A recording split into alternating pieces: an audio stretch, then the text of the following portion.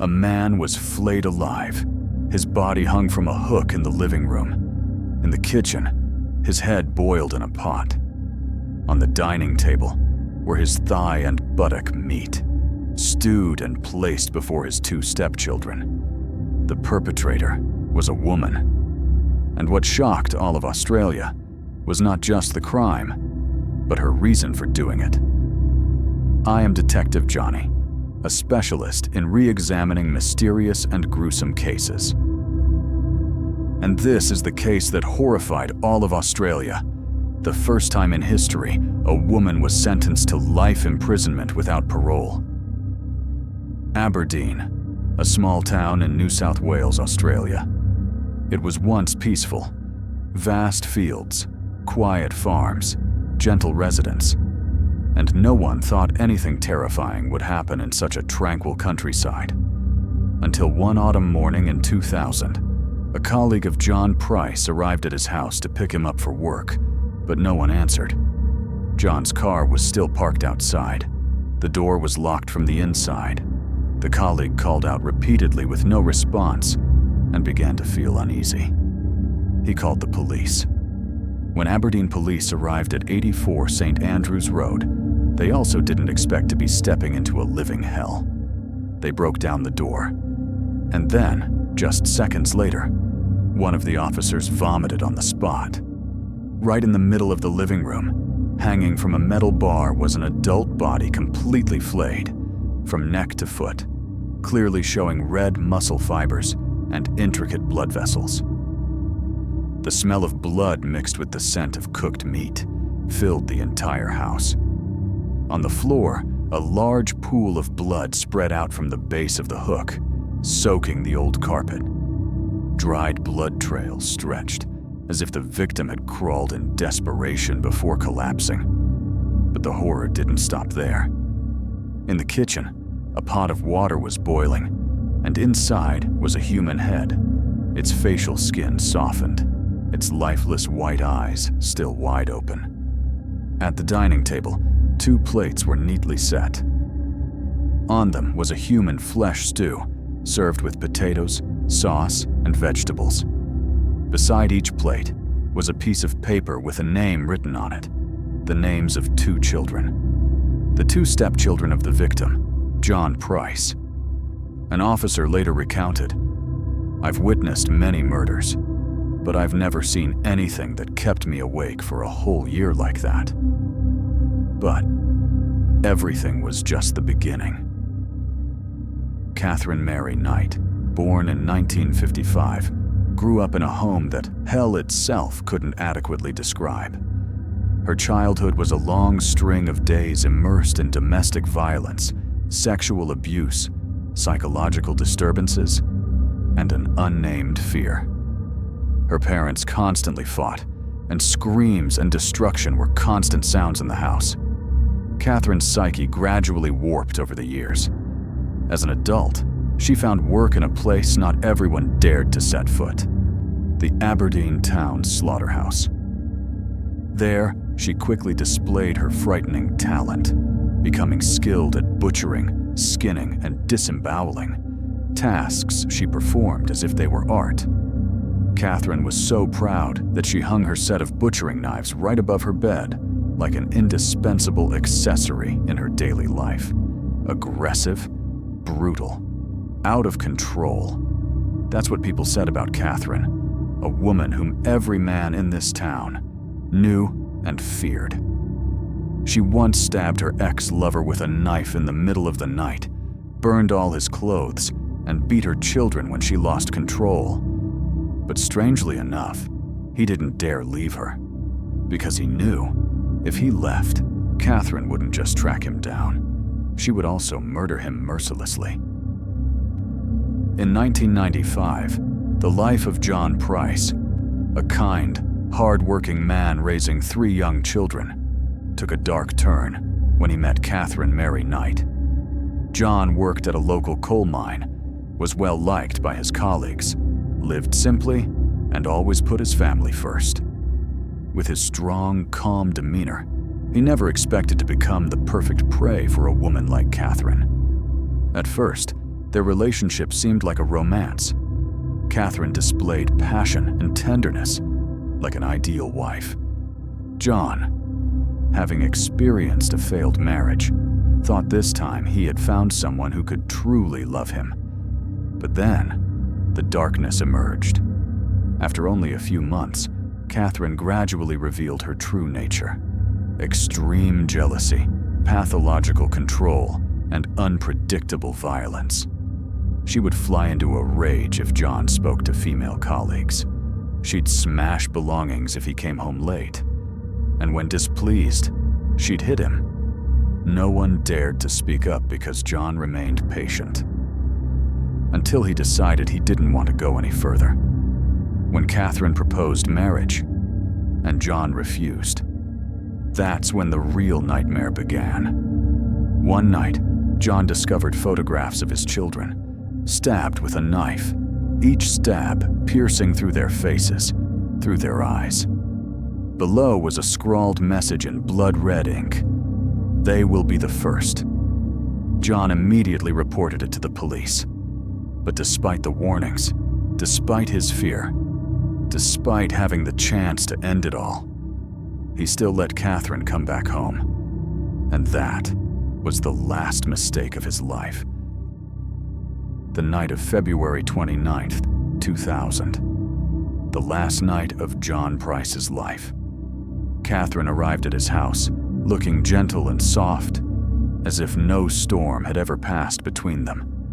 She offered to stay the night, and John, perhaps believing he could control the situation or too exhausted to resist, agreed. They had dinner and talked like normal people. Then they went to bed. There are accounts that say they had sex one last time, like a twisted and sick farewell. As John drifted off to sleep, Katherine quietly went to the kitchen. She chose a large knife from her favorite set, the kind she used to butcher animals at the slaughterhouse. And then she struck. Without warning, without a sound, Katherine stabbed John repeatedly, a total of 37 times. But he didn't die immediately. John jolted up in extreme pain, blood gushing from his back, chest, and abdomen. He scrambled out of the room, trying to find an escape. A blood trail stretched over 20 meters through the hallway. His handprint was found on the light switch, evidence that he tried to turn it on, hoping someone would hear, see, and save him. But Katherine followed him. Every step, every stab. One stab pierced his lung, one pierced his liver. The last one pierced his heart. John tried to crawl to the front door, blood spreading across the walkway. His hand touched the doorknob, but then fell. In his final moments, he turned his head back, and his eyes met Katherine's. No longer the woman he once loved, but something inhuman. John collapsed, motionless. But Katherine still didn't stop. She sat beside his corpse and began to cut and skin him, a process she was all too familiar with from her years working in the slaughterhouse. From neck to foot, the human skin was peeled off with no detail missed. Each cut was neat, cold, as if drawn with a ruler. The skin was then hung on a meat hook in the living room, like a gruesome trophy, as if John had never been human. Not stopping there, Katherine beheaded him and placed it in a pot of boiling water.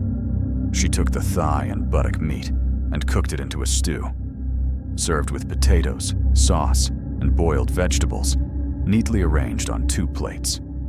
Beside each plate was a small piece of paper bearing the names of John's 2 stepchildren. Finally, she left a scrawled message. "Now you'll taste what you've made me become." When the police kicked down the door and entered the house at number 84, they saw the flayed body, the head boiling in a pot, the gruesome meal laid out on the table, and Katherine Knight, covered in blood, sitting silently in the bedroom. She didn't flee. She didn't hide. John Price's blood was all over her body and clothes. Police also discovered in the refrigerator an iron tray on which lay a pair of human hands, tendons removed, sprinkled with salt and thyme, as if being prepared for roasting. When arrested, Katherine only said one sentence: "I don't remember anything." An old excuse. Katherine Knight's trial quickly became the focus of all of Australia. The images, testimonies, and details revealed shocked the public, bewildered experts, and the media called it the classic nightmare. During the investigation, psychologists were brought in to assess her mental state. In Katherine's bedroom, they found a notebook, like a disordered diary. It contained fragmented, scrawled but threatening lines. "If you leave me, I will make you live in pain forever. I don't need love. I need control. Your blood will calm me." The more they read, the clearer it became to the experts. This was not just a murderer, but a mind sliding into jealousy, obsession, and unconscious violence. Katherine was diagnosed with borderline personality disorder, BPD, a type of emotional disorder that causes patients to lose control over their thoughts, behaviors, and emotions. But she was still lucid enough, aware enough, and fully responsible for the murder. In court, when the prosecution displayed images of the crime scene, the human skin hanging on the meat hook, the meal cooked from the body, the head in the boiling pot, Katherine did not shed a single tear. No shock, no sadness, no horror. She just turned to her lawyer and calmly asked, "Can I go home early?" That question plunged the entire courtroom into silence. No one said anything. No one dared to move. An invisible chill permeated the air, as if the devil had smirked. The jury took exactly 4 hours to deliver their verdict: life imprisonment, without the possibility of parole. For the first time in Australia's legal history, a woman was sentenced to this punishment. The press called Katherine the Aberdeen Monster. Television news that day aired continuously for 24 hours.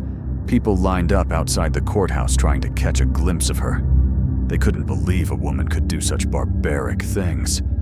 Many even demanded the death penalty, despite knowing it was impossible in Australia. Since then, Katherine has been incarcerated at Silverwater Maximum Security Women's Prison, where she will live and die behind bars. Never free, never forgiven. Not just the police, not just the judge, but even John Price's loved ones could never forget the moment they learned the truth. One of John's 2 children, only 14 at the time, sobbed uncontrollably in the interrogation room when police told him, "Your name was written on a plate of human flesh, a piece of meat cut from his father's body, cooked, placed on the table, with a small paper slip bearing his exact name beside it." The boy just whispered, trembling as if his soul had been lost, "If that day we had come home sooner, maybe we would have been on the dining table." And the neighbor living next door to number 84, a middle-aged woman named Margaret, who had lived there for over 20 years, recounted, "I used to hear them argue.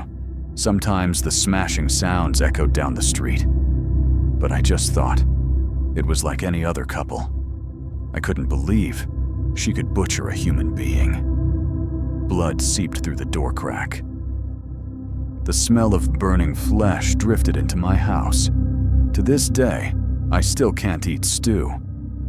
Behind the sentence are indelible memories. It's the haunting trauma that those 2 children will carry for the rest of their lives.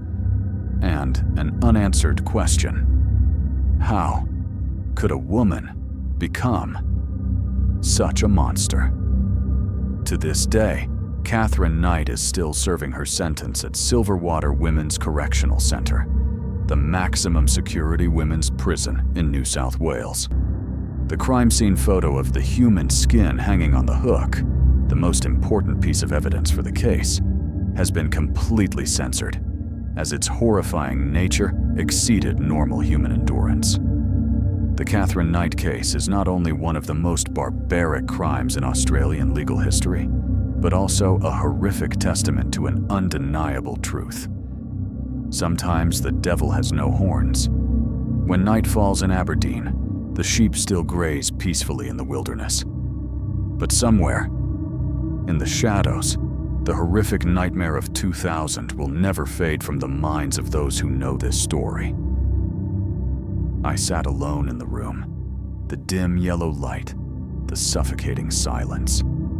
The clock on the wall ticked steadily, each beat piercing my skin. I reopened the case file of Katherine Knight. Every photo, every testimony, every diary entry. And even though I'd read hundreds of files before, this time, I got goosebumps. A woman, not a killer driven by hatred, but because she needed the feeling of control, needed someone to suffer, so she could feel at peace. The story ended with a verdict, but the haunting did not. I'm Detective Johnny, a specialist in revisiting mysterious and gruesome cases. And after reading through this one, I probably won't ever dare to eat stew again. If Katherine Knight's story sent shivers down your spine, leave a comment below. Like the video and subscribe to the channel so you don't miss any cases.